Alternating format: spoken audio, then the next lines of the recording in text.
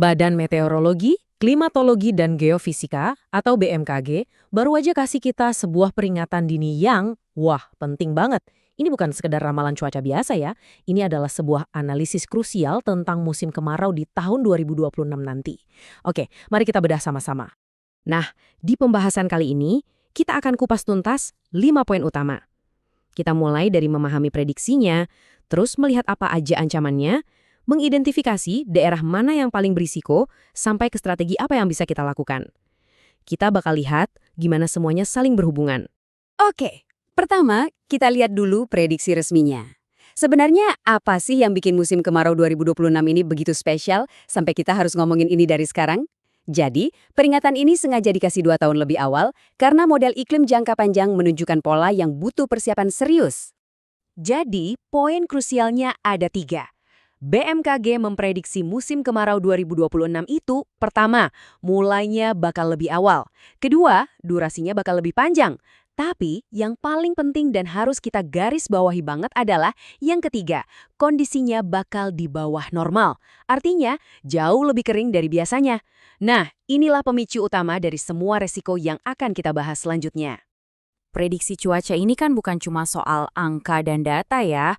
Yuk kita lihat gimana ini bisa jadi dampak nyata di lapangan. Ada 2 ancaman besar yang langsung muncul kalau kemaraunya lebih kering kayak gini. Ancamannya ada 2, dan dua-duanya ini serius banget.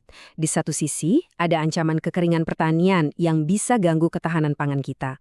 Apalagi buat sawah tada hujan yang nasibnya benar-benar bergantung sama cuaca. Di sisi lain, tanah dan tanaman yang super kering itu ibarat bensin, gampang banget kebakar. Masalah tahunan kita, karhutla, bisa jadi jauh lebih parah. Tentu aja, dampak ini nggak bakal merata di seluruh Indonesia.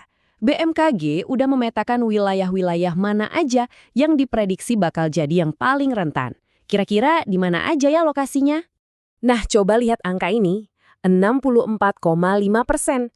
Ini bukan angka kecil loh. Artinya, hampir 2/3 dari total zona musim di seluruh Indonesia bakal mengalami kemarau yang lebih kering dari biasanya. Ini nunjukin kalau skala masalahnya tuh luas banget, bukan cuma di 1 atau 2 provinsi aja. Yuk kita lihat petanya, kita mulai dari Sumatera. Di sini yang harus waspada tinggi itu sebagian Aceh, mayoritas Sumatera Selatan, dan sebagian Lampung. Tentunya termasuk juga provinsi-provinsi yang udah jadi langganan karhutla ya, kayak Riau dan Jambi. Selanjutnya kita geser ke dapurnya Indonesia, yaitu Pulau Jawa. Hampir seluruh wilayahnya diprediksi bakal lebih kering. Wah, ini alarm besar buat lumbung padi nasional kita. Ancaman yang sama juga mengintai Bali, NTB, dan NTT, yang kita tahu kan emang sering banget berurusan sama krisis air. Dan ternyata nggak berhenti di situ. Peringatannya meluas sampai ke Kalimantan, sebagian Sulawesi, terus ke timur lagi ada Maluku, Maluku Utara, dan sebagian Papua. Ini benar-benar menegaskan kalau ini adalah isu skala nasional. Oke, kita udah tahu masalahnya, udah lihat petanya. Sekarang pertanyaan terbesarnya, terus kita harus gimana? Nah, sekarang kita beralih ke bagian solusi dan strategi mitigasi yang direkomendasikan. Untuk sektor pertanian, kuncinya adalah proaktif, nggak bisa nunggu lagi. BMKG merekomendasikan untuk menyesuaikan jadwal tanam, mulai memilih bibit tanaman yang lebih tahan kering, dan memprioritaskan tanaman yang siklus panennya lebih pendek biar nggak butuh banyak air. Nah, kutipan ini penting banget. Ini ngingetin kita kalau masalahnya itu lebih besar dari sekedar ladang dan panen. Ini soal gimana kita mengelola sumber daya air kita secara makro yang membawa kita ke poin berikutnya.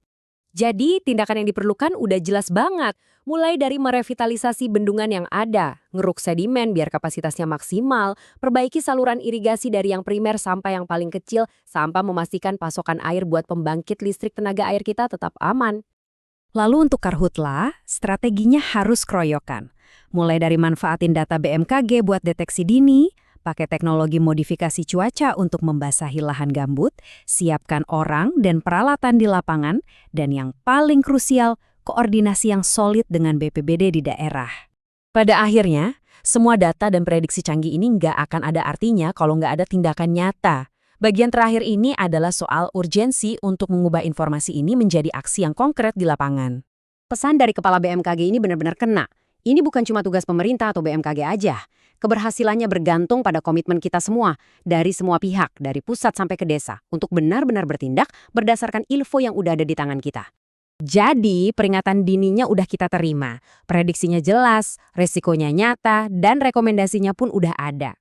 Pertanyaan reflektif untuk kita semua adalah, apakah kita sebagai sebuah bangsa siap untuk bertindak sebelum semuanya terlambat?